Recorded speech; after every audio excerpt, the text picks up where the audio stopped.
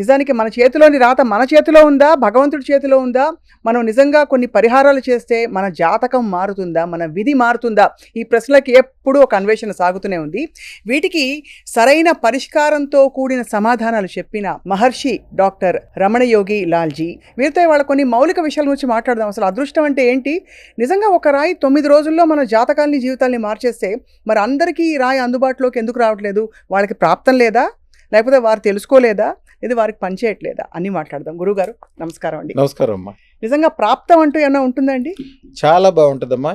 మిమ్మల్ని మేము ఎప్పటి నుంచో చూస్తున్నామో, మీరంటే మనం ఈ రోజున మనం ఇద్దరు కూర్చొని మాట్లాడుతున్నామంటే ఇదే ప్రాప్తం అంటే. మీరు ఎవరో నాకు తెలుసు, నేను ఎవరో మీకు తెలుసు, కానీ ఈ రోజు కూర్చుంటున్నాను. ప్రతి ఒక్కటి అదృష్టం లేనిదే.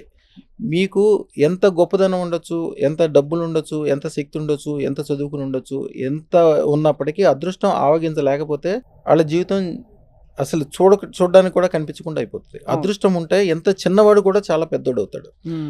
అద్దెంట్లో ఉండి నెలకి అద్దెలు కట్టలేక చాలా ఇబ్బంది పడేవాళ్ళు నా దగ్గరకు వచ్చిన వాళ్ళు, లేకపోతే చనిపోదామని వచ్చిన వాళ్ళు అదృష్టతను పెట్టుకున్నాక కొన్ని రోజుల తర్వాత తిరిగి వచ్చి కారు, మేడ, వ్యవహారం అన్నీ భార్య పిల్లలతోటి బంధువుల్ని తీసుకొచ్చి అందరినీ మేము ఇంత బాగా పెట్టడానికి మీరే కారణం అని చెప్పి మీరు నా వీడియోస్లో కూడా చూడొచ్చు. మా అదృష్ట ఛానల్ ఒకసారి ఓపెన్ చేసి చూస్తే కనిపిస్తుంది.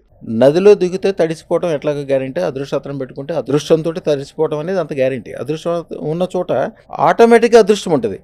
అదృష్టం అనేదే మెయిన్ అంటాను నేను. అసలు మనిషి పుట్టుకు కూడా మనిషి పుట్టుకి అదృష్టానికి సంబంధం ఏంటని మీరు అడగచ్చు.